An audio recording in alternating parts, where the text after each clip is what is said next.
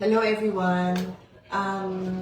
Nandito ako sa Senate ngayon and in a few minutes I will go to my Ways and Means committee hearing. Tungkol po ito sa pagbababa ng income tax. But before that, lumabas na rin ako dun sa Blue Ribbon Committee hearing. Ako po yung chairman ng Committee on Blue Ribbon and I opened the hearing and then I turned it over to the subcommittee. So, gusto ko lang ikwento sa inyo yung mga nangyari today. This morning, kasi ang hearing namin nakaset at 10 a.m. And then, I'm not sure kung around 9 a.m. Kami nakatanggap ng information and I'm not sure was there a memo issued regarding wala daw papapasukin na resource persons dahil wala daw hearing ngayon.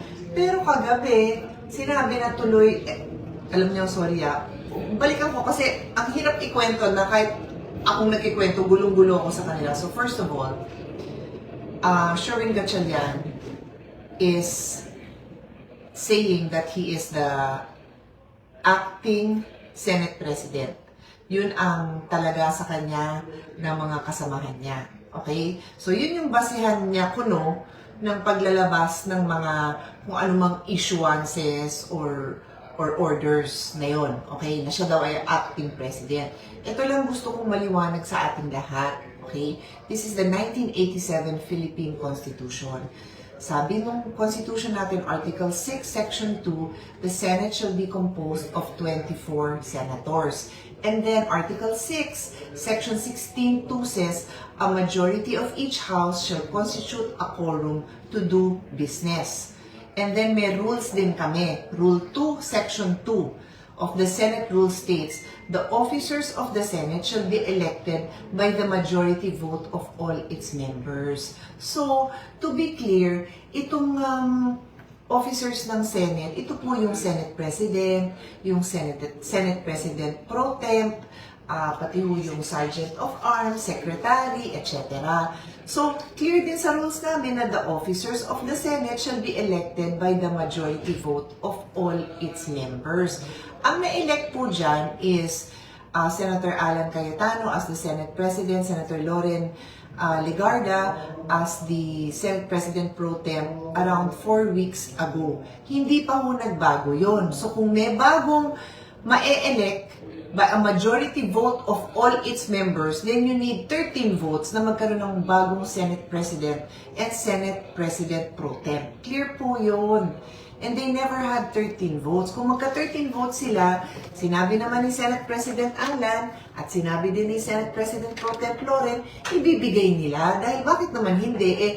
You need those 13 votes for you to continue being that officer. Kasi ganun mo ang patakaran namin dito. So, itong pagturing nila na acting Senate President si Sherwin, hindi ho pwedeng mangyari.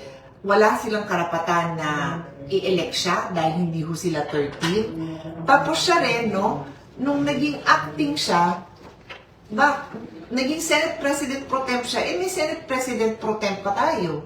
Diba? Hindi ko napapahabain yung diskusyon na yan. I can if you want more, because very clear din sa rules natin kung kailan papalitan ang President. Kung patay na siya, kung ano nga ba yun?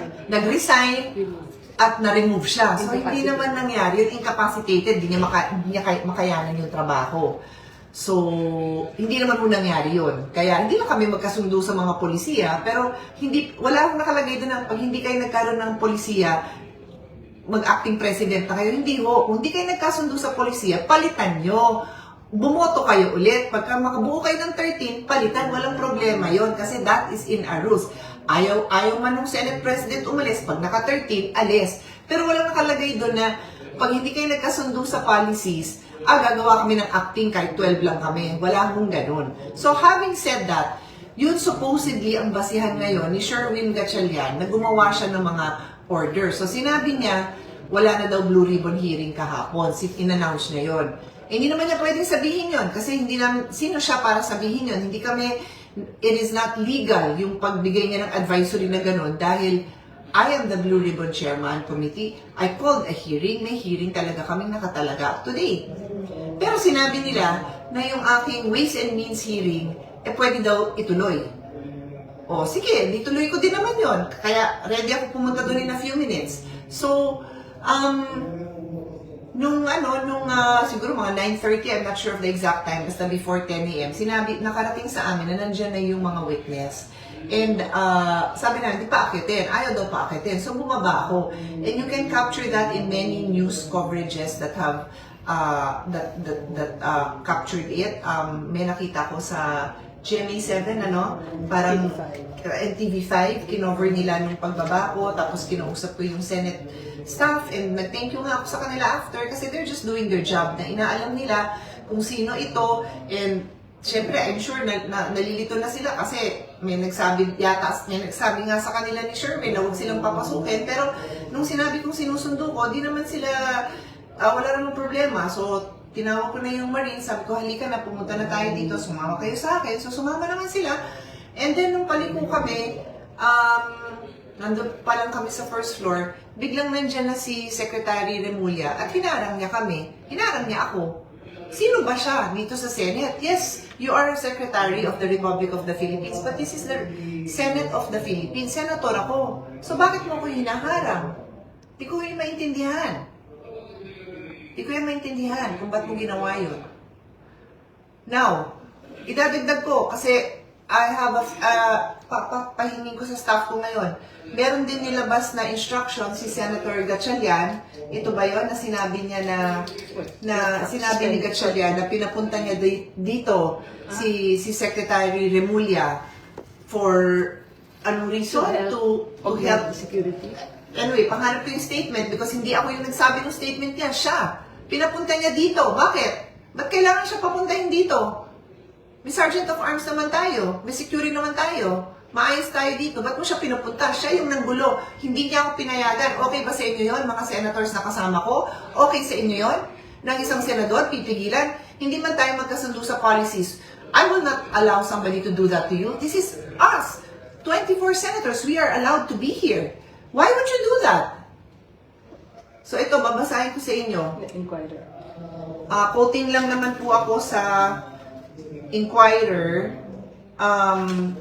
Sabi dito, Interior and Local Government Secretary John Vic Remulla went to the Senate on Thursday upon Senate President Pro Tem Sherwin Gatchalian's request. Gatchalian confirmed during a press briefing, I personally sought the assistance of Secretary Remulla to ensure order and that the Senate premises is well protected. O ayan na nangyari, Sherwin. Ako yung hinaharang. May kasama akong guest, yes. O, ba't kailangan gawin yon? So yun ang isipin natin pagka gumagawa tayo ng kung ano-anong mga instructions, di nyo iniisip kung anong nagiging consequences. Ako yung hinaharang na makapasok dito sa sariling opisina. Anyway, so nakapasok na tayo. Thank you again to the Senate staff, to the media na nakatulong, nakarating tayo dun. So okay na. Okay na. I did my opening statement dun sa Blue Ribbon Committee hearing. And then, nagpaalam na nga ako because magpe-prepare na ako for my next hearing. Tapos, nakakita na naman ako ng another announcement. Patingin ulit. Babasahin ko sa inyo. Ito, I'll just show you na lang sa... mahirap makita kasi maliit, pero I will read it. I will read it to you.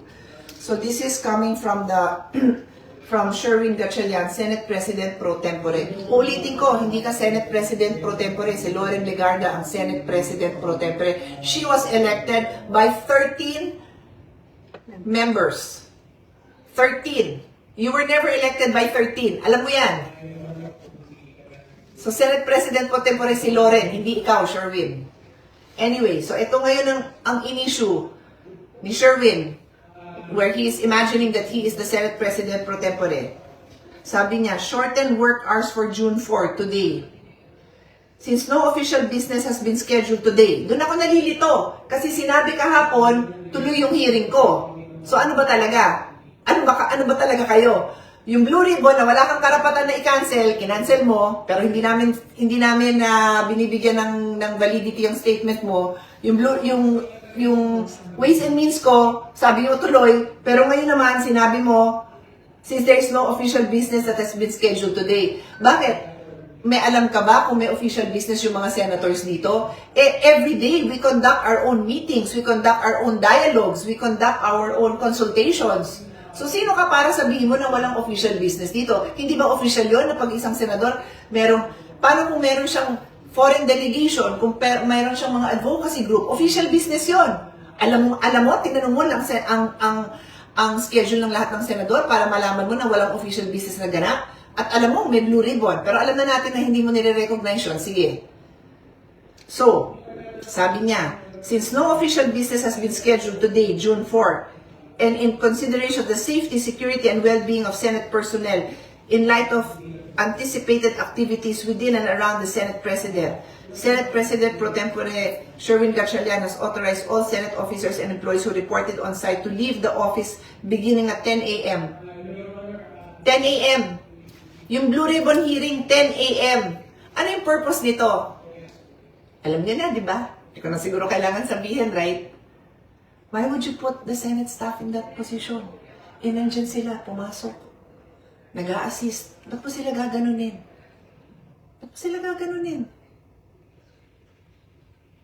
Tapos sabi mo, trabaho lang tayo? Talaga? Anyway, the hearing is ongoing. I'm good to go. Takbo na ako dun sa isa kong hearing. Stay tuned, everyone. Let's just pray for the well-being and the wisdom of all our elected officials. All. Kasi kailangan magkaisa yung mga elected official. Pwede naman kami hindi magkasundo-sundo, but we have to work together for the good of our country.